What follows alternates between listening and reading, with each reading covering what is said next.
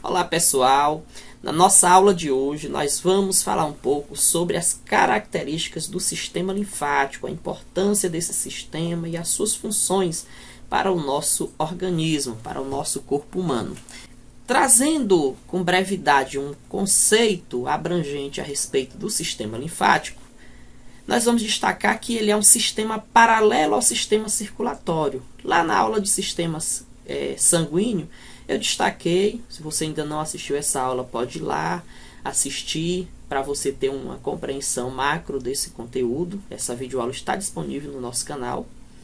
Então, esse sistema, ele é um sistema paralelo. Nessa aula de sistema circulatório, nós falamos, lá na aula de sistema circulatório, falamos sobre um sistema paralelo ao sistema circulatório, que é o linfático. E agora nós trazemos um pouco sobre as características desse sistema. Então, ele é um sistema paralelo ao sistema circulatório. Ele é constituído, assim como o circulatório, de uma vasta rede de vasos.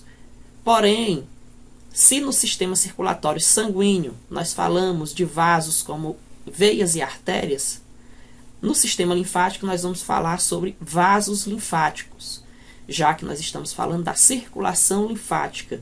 Se no sistema sanguíneo nós falamos do sangue, no sistema linfático nós vamos falar da linfa, que é esse conteúdo. A gente vai abordando isso ao longo da nossa videoaula. Então, ela é uma extensa rede de vasos semelhantes às veias, são os vasos linfáticos, e eles se distribuem por todo o nosso corpo.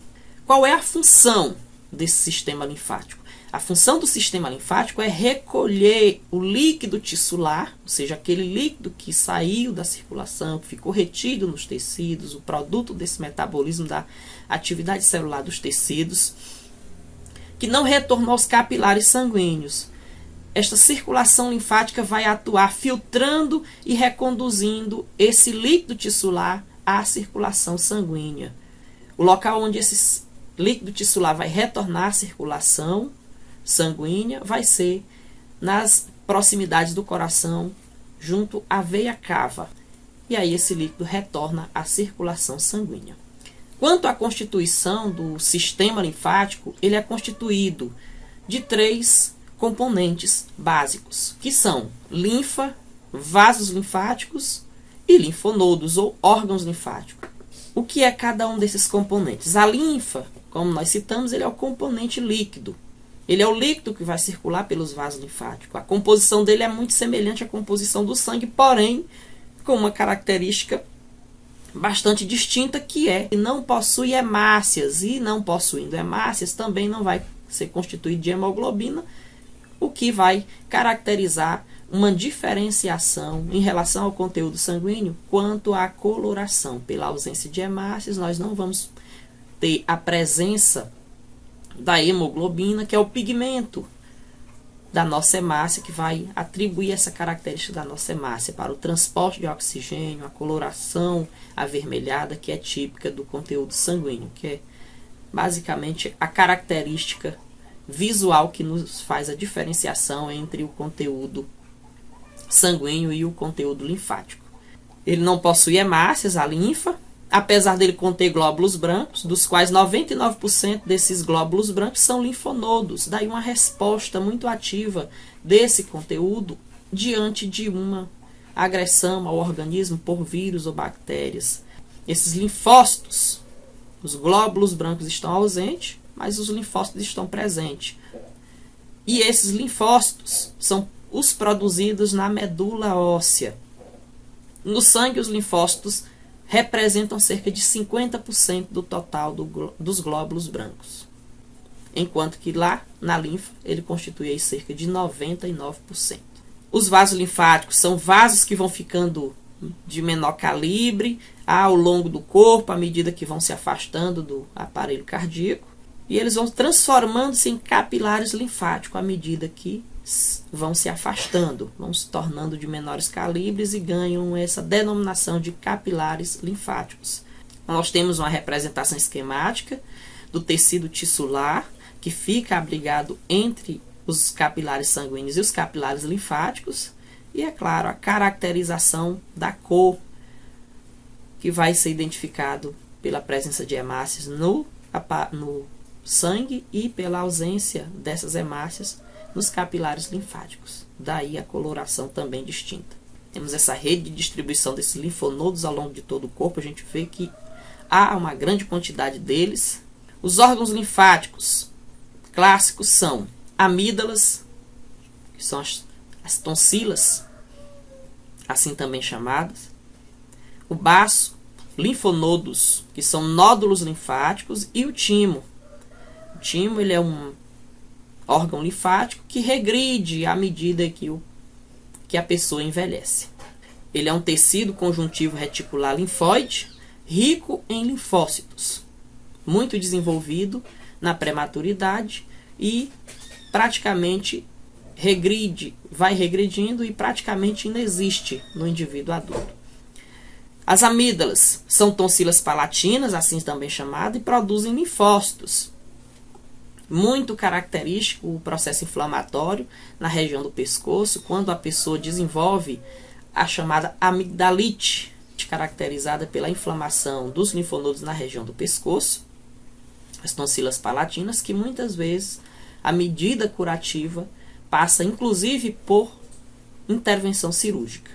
O timo é um órgão linfático, ele é mais desenvolvido no período pré-natal e ele evolui desde o nascimento até a puberdade.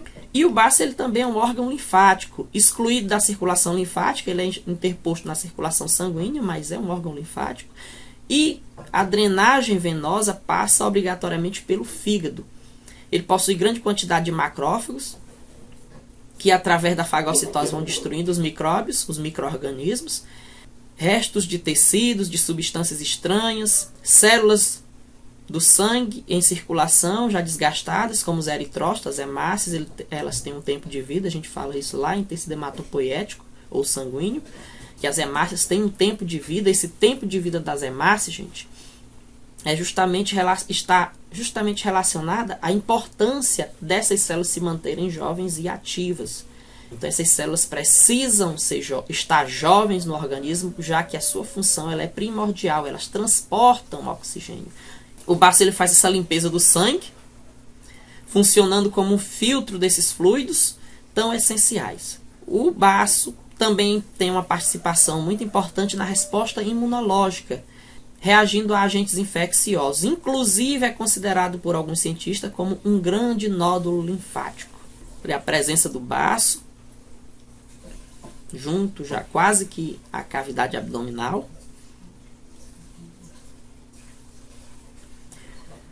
Os linfonodos ou os nódulos linfáticos são órgãos linfáticos mais numerosos do organismo, cuja função dele é fazer a filtragem da linfa e eliminar os corpos estranhos que possam estar contidos nessa substância. Dentre essas substâncias estão os vírus e as bactérias. Nele ocorre linfócitos, macrófagos e plasmócitos. A proliferação dessas células provocadas pela presença de bactérias ou de substâncias ou organismos estranhos determina o aumento do tamanho dos gânglios, que se tornam dolorosos, formando a famosa íngua.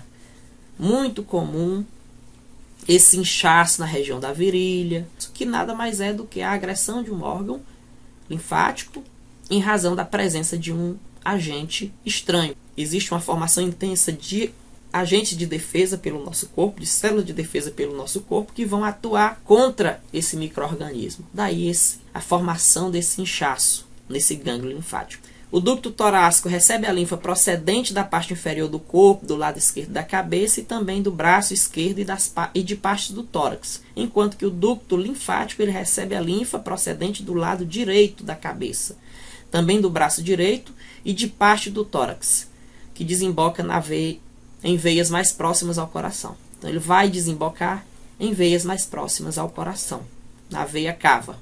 Nós temos essa representação esquemática da circulação linfática paralela à circulação sanguínea e o local aí exato da região do nosso corpo onde esses vasos linfáticos, essa circulação linfática encontra-se, ou seja, desemboca na circulação sanguínea. A respeito de sistema linfático, a gente fica por aqui. Eu finalizo com essa frase: quando alguém lhe diz que algo é impossível de fazer, isso é reflexo das limitações dela e não suas. Fica a dica. Muito obrigado pela paciência. Inscreva-se no nosso canal, curta, compartilhe os nossos vídeos para que outras pessoas também tenham acesso a essas informações. Muito obrigado e até a próxima aula.